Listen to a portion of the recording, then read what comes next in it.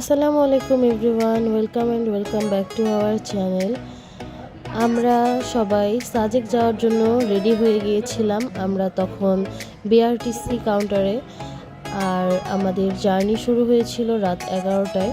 ভোর 6টার দিকে আমরা দীঘিনালায় পৌঁছে গিয়েছিলাম।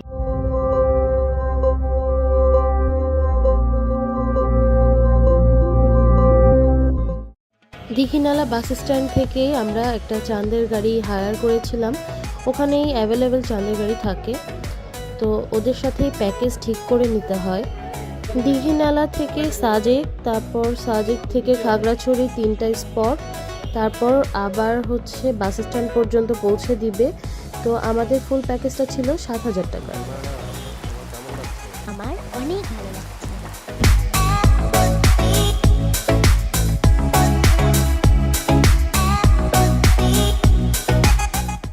বাঘাইহাট চেকপোস্টে আমরা কিছুক্ষণ ওয়েট করছিলাম। এখানে আমাদের ইনফরমেশন দেওয়া লাগে, সো আমরা যারা যারা আছি তাদের মধ্যে যে কোনো একজনের এনআইডি হলেই হবে। তো আমরা এখানে নিজেদের মতো কিছু ছবি টবি তুললাম, তারপর আবার জার্নি শুরু।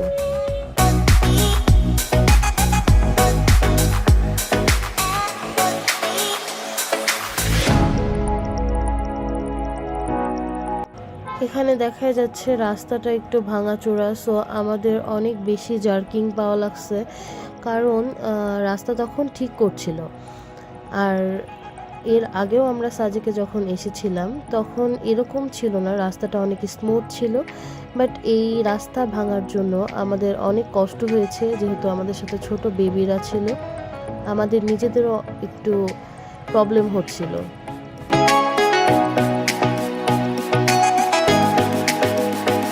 সাজেকে যে হোটেলগুলো আছে সেগুলোতে এখান থেকে পানি নিয়ে যাওয়া হয় এই ড্রামগুলোতে ভরে।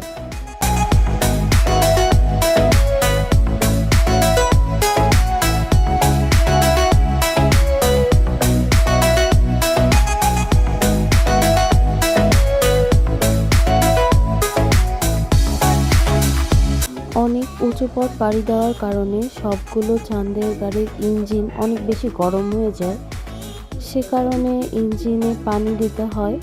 তো আমরা এখানে ওই জন্যই ওয়েট করছি, আমাদের গাড়িতেও পানি দিচ্ছিল। এই পানিটা ঝর্ণার পানি, এটা ড্রাইভার নিয়ে ইঞ্জিনে দিচ্ছে। তারপর আমরা আবার জার্নি শুরু করলাম।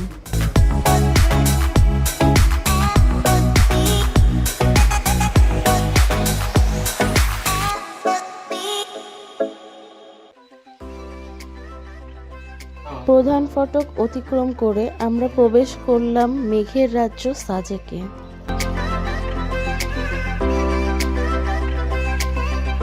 দীর্ঘ 3 ঘন্টা চাঁদের গাড়ি সফর করে আমরা চলে এসেছি সাজেকে। সাজেকে যাওয়ার পর প্রথম কাজ হবে একটি ভালো দেখে হোটেলে ওঠা, তারপর প্রাকৃতিক সৌন্দর্য এনজয় করা। এখানে বিভিন্ন রেটেরই হোটেল পাওয়া যাবে। রুমে যেয়ে ফ্রেশ হয়ে আমরা কংলাক পাহাড়ে ওঠার জন্য রওনা দিলাম। কংলাক পাহাড়ে ওঠার জন্য আমাদের হেল্পিং হ্যান্ড হিসেবে একটা বাস লাগবে। তো বাসগুলা ভাড়া পাওয়া যায় ওখানে, 10 টাকা করে পার পিস। তো আমরা সবাই ওই বাসের সাহায্যে উপরের দিকে উঠছি। কংলাক পাহাড় আমাদের সমুদ্র পৃষ্ঠ থেকে 2000 ফিট উঁচুতে। কংলাক পাহাড়টি কমলাক পাড়া নামেও পরিচিত। স্থানীয় তথ্য মতে এই পাড়াটির পাশে বড় বড় কমলা বাগান অবস্থিত বলে একে কমলাক পাড়াও বলা হয়। পাহাড়ের নিচে কংলাক ঝর্ণা অবস্থিত এবং এই ঝর্ণার নাম অনুসারেই এই পাহাড়ের নামকরণটি করা হয়েছে।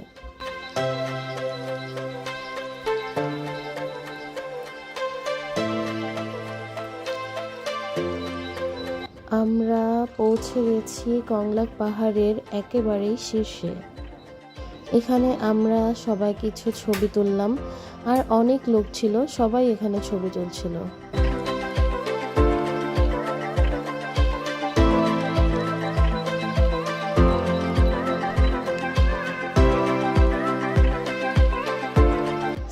লেকের চূড়ায় আমরা দাঁড়িয়ে সূর্য অস্ত দেখলাম। তারপর আমরা আবার সবাই কংলাক পাহাড় থেকে নামার উদ্দেশ্যে রওনা দিয়ে দিলাম।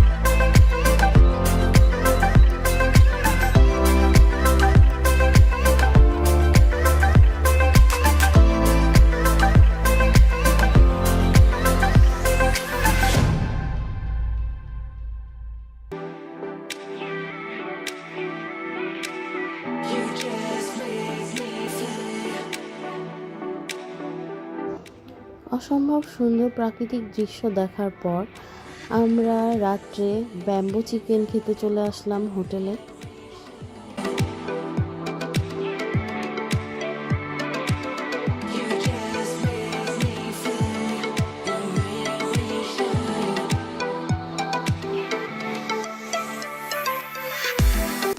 এখানে আমরা ব্যাম্বো চিকেনের সাথে পরোটা আর সালাদ নিয়েছিলাম।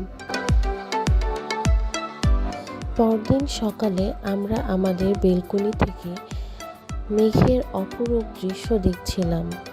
মনে হচ্ছিল আমরা মেঘের উপরে, আর মেঘগুলো আমাদের নিচে বিছিয়ে আছে সাদা তুলোর মতো।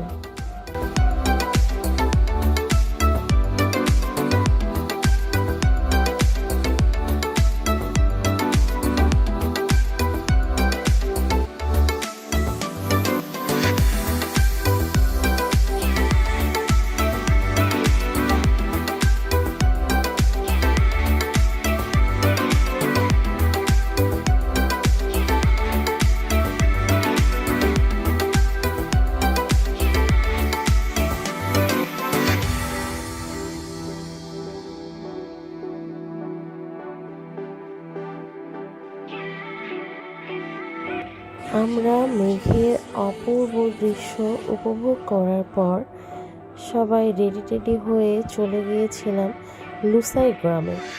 সেখানে উপজাতীয়দের ড্রেস ভাড়া পাওয়া যায়।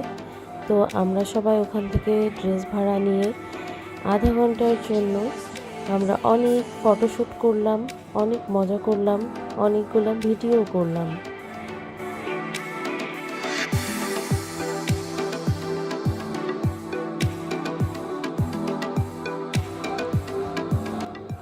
এখানে আমি তাহির পাপার সাথেও ডান্স করেছিলাম।